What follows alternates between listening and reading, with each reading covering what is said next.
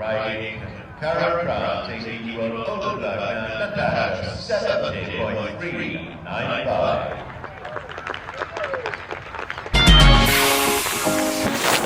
Hello, in this video we are going to be going over 3 exercises for a semi-retired older horse. Let me know down in the comment section how old is your horse. This is Natasha. Natasha is 20 this year. Natasha is a very special horse. She's a Grand Prix horse. I'll put in a little clip of her doing her musical freestyle. Amazing Natasha, and she's really a special horse. She has a lot of talent for the tempi changes, and in our freestyle we actually do 2 tempis on a half circle into 1 tempi. So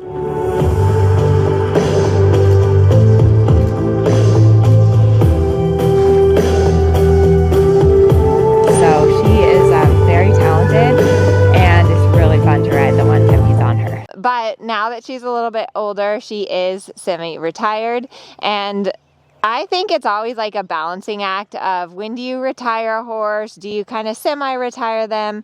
Honestly, I think that the best thing for older horses is to continue with gentle, light work. So obviously, you know, she's not doing extended trots every day. She's not going to the shows anymore, but she still really likes to come out. She likes to work. It definitely takes her a little bit longer to warm up.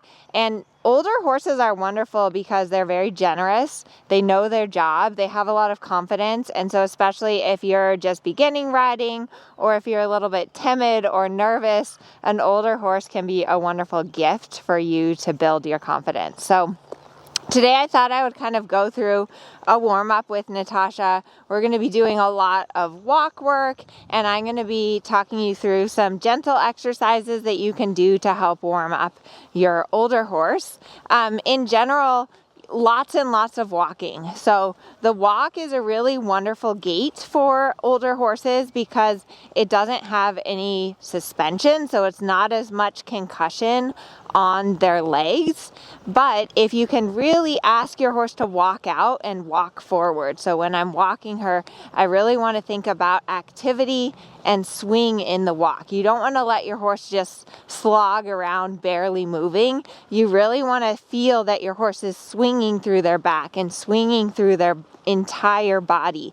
I always say that we want our horses to be walking like a runway model. So usually with Natasha, I spend like a good 5-10 minutes just walking on a loose rein. And during this time, I like to check in with my rider position. So it's a really good time for you to just check in with your breathing, check in with your alignment, make sure that you're not tipping forward. One thing that's great to do is to drop your stirrups at the walk and just let your legs hang long. This is a really great exercise to help you get a little bit more connected in your seat. And then when I drop my stirrups, Natasha slowed down. So I'm saying, come on, keep walking, not trotting.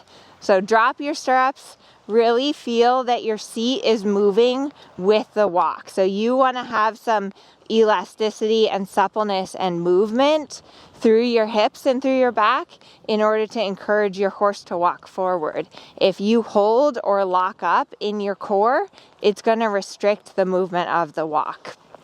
Another really great thing that you can play around with while you're just walking on a loose rein is if your horse is safe, so safety first, but practice putting both your reins in one hand and then raising your other hand above your head. And what I want you to think about when you do this is think about stretching up through your rib cage and then also stretching down through your seat bone on that same side. So really lengthening through this side of your body and feel what your seat bone is doing. If you really pay attention, you'll feel your seat bone drop down, lift up, come forward, drop down. So your seat bone kind of moves in a little bit of a circular motion. So it's down, up, down, up, down, up. And it's cool to just feel this on both sides. All of these tests, like holding your hand up and dropping your stirrups, they just give you some different perceptions of what your body and what your seat is doing. So once you've done your loose rein walking, the next thing that I like to do is take up a little light contact and work on some gentle serpentines, because a lot of times older horses can get really, really stiff in their neck. And so with a younger horse, sometimes I do like a ribbon candy serpentine, which is a much tighter serpentine.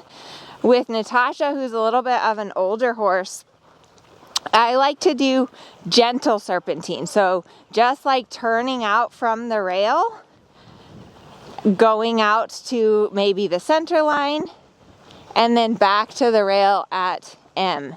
And really it's about just gentle changes of bend, gently moving your horse from one leg to the other, asking your horse to look a little bit to the inside, keeping that activity. So pay attention when you take up the contact and you start going on your serpentines that you don't lose the activity in your walk.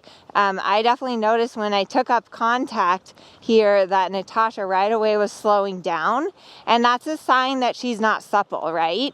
If you take up the contact and you start asking your horse to bend and they slow down, that's definitely a sign that they're on the stiff side. So, you know, the best thing with your older horse is just gentle repetition of the exercise and repeating your aids. So here I'm using my inside leg, I'm moving her into the outside rein, I'm encouraging her to look to the right, now I'm changing the bend, I'm pushing her off the left leg, I'm moving her into the right rein, I'm softening on that inside rein, I'm giving her a little bit of a pet. But it just takes longer. So with these older horses, just giving them that patience. Sometimes with her, I'll walk her for a good 20 or 30 minutes, and that's always time well spent for both of us.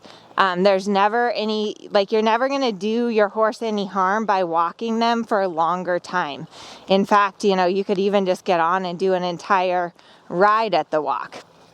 The last exercise that I like to do with my older horses is walk-halt-walk and a little bit of rein back, because again, the more that we can do that's gentle on our horses, that isn't like trotting and cantering and pounding their legs, but it's keeping them moving and it's helping to, you know, if they do have any arthritis, the best thing that you can do is keep your horse moving. So for your halt transition, what you want to do is you want to think about having contact, getting your horse walking forward. For the halt, try to do it just from your tummy, just from your seat. So I'm trying not to use my hands. I'm going to keep her marching, marching, marching. Let me talk you through what I'm doing. So here I'm following with my seat. I'm following with my hands. When I want to go to the halt, I'm going to pull my tummy in. I'm going to move my fingers just gently so that she doesn't lock up in her neck. And then I'm going to walk forward again. This is a good exercise to get your horse using their top line, to get your horse a little bit softer in their neck. Halt. And then you might even practice doing some rein back. Good boy, good girl, you're a good girl.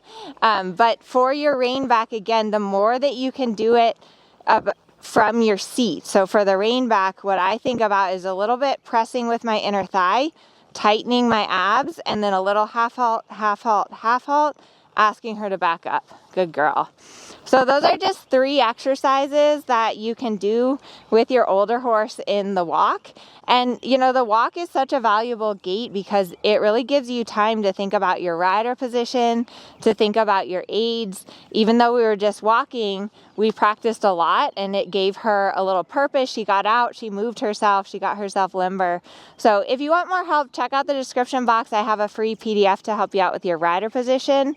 And please like and subscribe to our channel. We post a new video every single Wednesday. And Natasha is a superstar. So love your older horse. They are a wonderful gift. And I feel like any day that you get to sit on their back is just something to be appreciated.